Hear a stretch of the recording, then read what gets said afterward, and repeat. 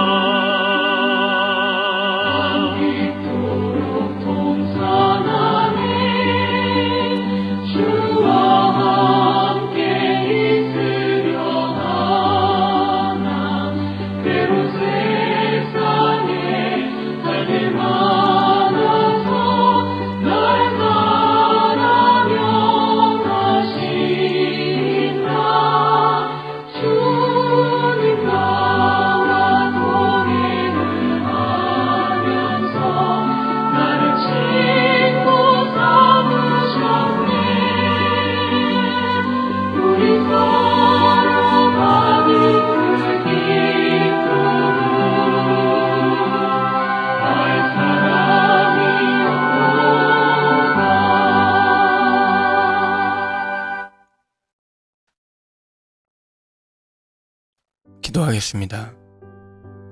하나님 감사합니다. 오늘도 이렇게 비를 주시고 빗소리를 들으며 우리로 일상을 시작할 수 있게 하심을 감사합니다. 불편하기는 하지만 누군가에게 생명을 주는 비를 보면서 또 도저히 올 것 같지 않았던 꽁꽁 얼어붙은 날씨 속에서도 봄 기운을 맞이할 수 있게 하신 하나님, 이렇게 우리네 인생들에게 때에 따라 돕는 하나님의 은혜를 내려주시는 것이 참 감사합니다. 하루하루를 살아가면서 또 한 주를 살아갈 때마다 주의 이 감사한 마음들을 우리로 잊지 않게 하옵소서. 우리의 삶을 주님께서 지켜주시고 인도해 주심에 감사합니다. 비록 우리의 눈으로 소망이 없어 보이고 절망과 좌절이 가득해 보일지라도 우리 주님을 통해서 소망을 바라보고 찾게 하옵소서. 오늘 이제 잠언 19장 말씀을 묵상할 때 이 말씀이 우리 마음에 새겨지게 하옵소서. 예수님의 이름으로 기도합니다. 아멘.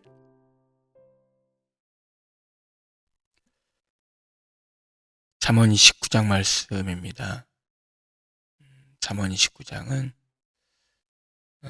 우리 삶의 자리에서의 질서, 그리고 우리가 경외해야 될 분이 누구인지를 다시 알려주는 부분이라고 생각됩니다.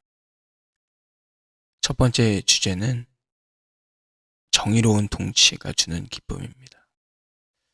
2절 말씀에 보면은 의인이 많아지면은 백성이 즐거워하고 악인이 권세를 잡으면 백성이 탄식한다 라고 되어 있습니다. 자, 여러분들께 질문을 드리겠습니다. 여러분들은 요즘 즐거워하고 있습니까? 탄식하고 있습니까? 네. 탄식만 하신다고요? 우리 주님께서 우리를 다스리시는 그 세상, 의인이 많아지는 세상이 아닐까 생각이 되죠. 여기서는 이제 뭐 주님이 다스리시는 나라 이런 개념보다는 왕이 다스리는 나라라고 할 수 있겠습니다. 14절 말씀에 보면 왕이 가난한 자를 진실하게 재판할 때 그의 왕위가 영원히 견고할 것이라고 약속합니다. 그래서 지도자의 가장 큰 덕목은 힘이 아니라 연약한 자를 향한 공의와 긍휼임을 일깨워줍니다. 제가 여러분 가난한 자를 업신여기지 말고 가난한 자를 잘 대해야 되고 뭐 이런 얘기를 하면은 가난한 자를 뭐 무조건적으로 도와줘야 된다 뭐 이렇게 생각을 제가 하고 있나 보다, 성경을 그렇게 해석하나 보다 이렇게 생각할 텐데 그렇지는 않아요. 여러분, 가난한 사람들이 생각보다 비열할 수 있어요. 비열합니다. 가진 게 없기 때문에 이리 붓고 저리 붓고 그럴 수 있어요. 그리고 성경에서 말하는 것처럼 가난한 사람들이 그렇게 가난해가지고 겸손하거나 그러지 않을 수도 있습니다. 그럴 수 있어요. 그래서 성경 말씀을 오늘 이 현실 속에서 가난한 자를 돕는 부분, 이런 부분에서 의무적으로 해야 된다 뭐 이렇게 적용하고 해석하는 게 사실은 좀 조심스러울 수 있어요. 여러분, 저도 그런 부분들은 인지하고 있습니다. 가난한 사람들이 비열할 수도 있어요. 정말 이기적일 수 있고. 그런데 저는 이 가난을 바라보는 어떤 이 기준에 이 사회의 부조리한 부분을 조금 더 집중을 하고 싶은 거죠. 그 사람의 가난한 이유가 그 사람의 어떤 태생적인 비열함과 이기적이라고 한다면 그럴 수 있지만 정말 열심히 살아가는데도 가난할 수밖에 없고 까닭 없이 이유 없이 고통받는 사람들의 그 가난함, 고통, 이런 부분들에 대해서 사실 지도자는 잘 볼 줄 알아야 된다고 생각을 합니다. 자기 사람들만 챙기면서 그래 난 내 사람만 챙기면 돼 하면서 이기적인, 편향적인, 팔이 안으로 굽는 그런 통치가 아니라 하나님의 공의 그리고 하나님의 자비를 일깨워주는 것이 매우 중요하다라고 할 수 있겠습니다. 여러분, 제 설교에 대해서 오해하지 마세요. 저도 가난 속에서 그럼에도 불구하고 비열한 이들을 보아왔습니다. 누구보다 그런 경험들을 좀 많이 했다고 생각이 됩니다. 니카라과에서도 그랬었고. 그러나 그 이면에 계신 하나님의 통치와 다스림에 대해서 우리는 진지하게 생각하면서 내 힘과 권세가 내 것이 아니라 하나님의 것이라는 것을 일단 인지하는 것이 지도자의 큰 덕목이라고 할 수 있겠습니다. 두 번째 부분입니다. 우리의 내면을 다스리는 지혜라고 할 수 있겠습니다. 29절 말씀에 보면은 어리석은 자는 11절입니다. 죄송합니다. 어리석은 자는 자기의 노를 다 드러내어도 지혜로운 자는 그것을 억제한다. 15절과 17절 말씀은 자녀를 징계하고 타이르는 것이 부모에게 평안과 기쁨을 준다. 어리석은 자는 자기의 노를 다 드러낸다. 지혜로운 자는 그것을 억제한다. 분노라고 하는 것. 분노가 있을 수 있죠. 근데 내 분노를 내 맘대로 한다라고 한다면 그 분노를 표출할 때는 그것을 누군가가 받는 사람이 있지 않겠습니까? 적절하게 억제하는 지혜가 필요하죠. 자녀를 징계하고 타이르는 것. 적절한 징계와 타이르. 기준이 없기 때문에 어린아이들은 어느 정도까지 해야지. 이 사회적인 어떤 기준이나 이런 윤리적인 부분도 배워야 되기 때문에 잘 이야기를 할 필요가 있습니다. 그것이 징계라고 하는 표현으로 등장을 하고 있고, 그런데 인격적으로 잘 대하면서 그 사람이 온전한 하나님의 형상으로 세워질 수 있도록 돕는 것이 인간이고 부모의 책임이 아닐까라는 생각이 듭니다. 세 번째 우리가 묵상할 포인트는 묵시와 순종이라고 할 수 있겠습니다. 18절입니다. 묵시가 없으면 백성이 방자히 행하거니와 율법을 지키는 자는 복이 있느니라. 묵시라고 하면 무슨 계시록, 무슨 뭐 이런 거라고 생각을 왠지 영화 제목 같기도 하고, 그런데 여기서 이제 묵시는 하나님의 말씀을 묵시라고 할 수 있습니다. 영어로도 이제 하나님의 말씀이라고 번역이 되어 있는데, 우리 삶의 가이드라인인 하나님의 법이 사라지면 인간의 질서는 사라지고 무질서해집니다. 그런데 그 법을 지키는 공동체는 하나님의 보호 아래 복을 누리게 됩니다. 사실 그리스도인들은 하나님의 법 아래 있는 사람들 아니겠습니까?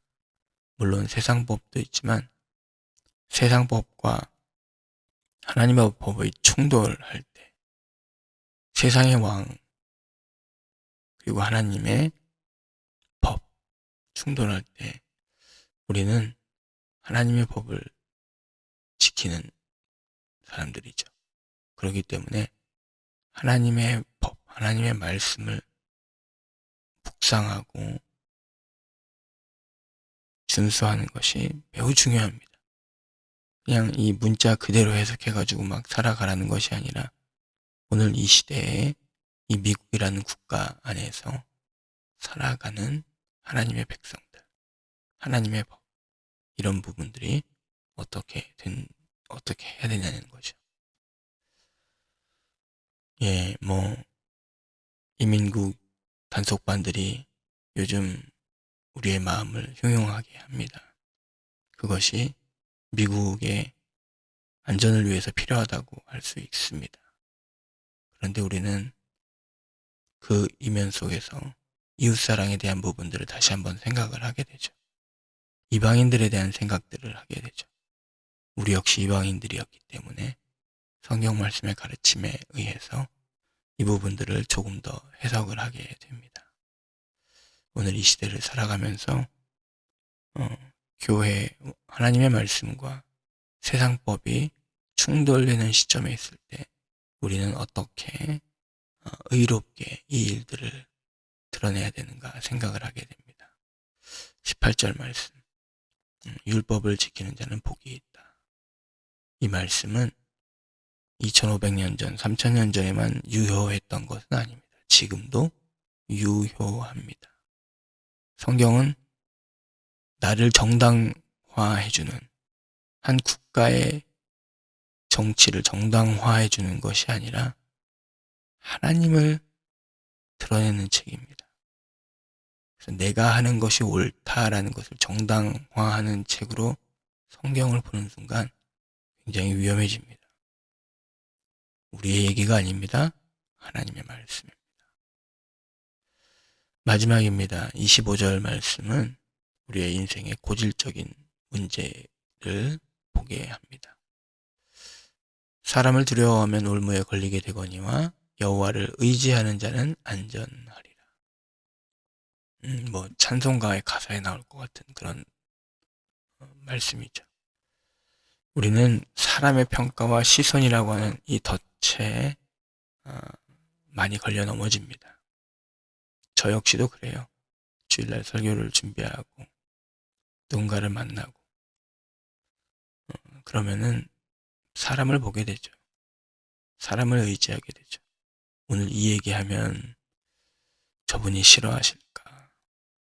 오늘 저 얘기하면 이분이 싫어하실까? 이런 고민을 안 하겠습니까? 사람을 두려워하면 올무에 걸리게 돼요. 사실 교회가 성장하다가 무너지는 이유는 사실 그거라고 생각합니다. 교회에 누군가가 올무에 걸리게 할 만한 분이 있는 거죠. 그런데 여호와를 의지하는 자는 안전하리라. 사람의 평가 중요합니다. 중요하지 않다는 이야기가 아닙니다. 그러나 중요한 것은 인간의 어떤 가장 본질은 하나님을 함께 의지하는 거거든요. 그런 부분에서 바른 길을 또 누구를 의지하느냐는 대단히 중요한 부분이라는 생각이 듭니다. 여러분, 오늘 하루 인간의 시선, 사람의 시선을 의지하지 마시고 주님의 주권을 신뢰하면서 담대히 나아가시는 여러분 되시기를 바랍니다. 이제 잠언 29장 말씀 함께 읽겠습니다. 자주 책망을 받으면서도 목이 곧은 사람은 갑자기 패망을 당하고 피하지 못하리라. 의인이 많아지면 백성이 즐거워하고 악인이 권세를 잡으면 백성이 탄식하느니라. 지혜를 사모하는 자는 아비를 즐겁게 하여도 창기와 사귀는 자는 재물을 잃느니라. 왕은 정의로 나라를 견고하게 하나 뇌물을 억지로 내게 하는 자는 나라를 멸망시키느니라. 이웃에게 아첨하는 것은 그의 발에 그물을 치는 것이니라. 악인이 범죄하는 것은 스스로 올무가 되게 하는 것이나 의인은 노래하고 기뻐하느니라. 의인은 가난한 자의 사정을 알아주나 악인은 알아줄 지식이 없느니라. 거만한 자는 성읍을 요란하게 하여도 슬기로운 자는 노를 그치게 하느니라. 지혜로운 자와 미련한 자가 다투면 지혜로운 자가 노하든지 웃든지 그 다툼은 그침이 없느니라. 피 흘리기를 좋아하는 자는 온전한 자를 미워하고 정직한 자의 생명을 찾느니라. 어리석은 자는 자기의 노를 다 드러내어도 지혜로운 자는 그것을 억제하느니라. 권원이 거짓말을 들으면 그의 하인들은 다 악하게 되느니라. 가난한 자와 포악한 자가 섞여 살거니와 여호와께서는 그 모두의 눈에 빛을 주시느니라. 왕이 가난한 자를 성실히 신원하면 그의 왕위가 영원히 견고하리라.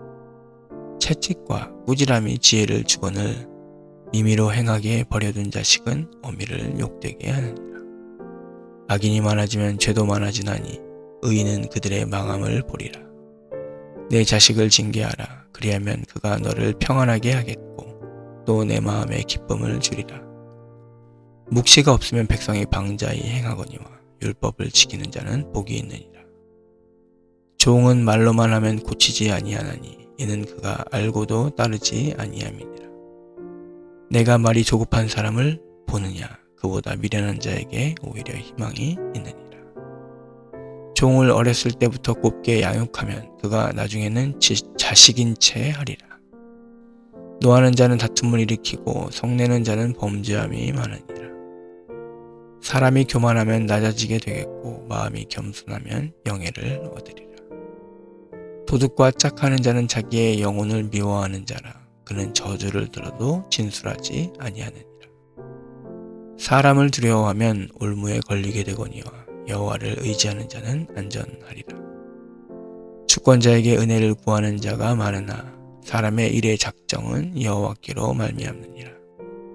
불의한 자는 의인에게 미움을 받고 바르게 행하는 자는 악인에게 미움을 받느니라. 아멘. 이제 기도하도록 하겠습니다.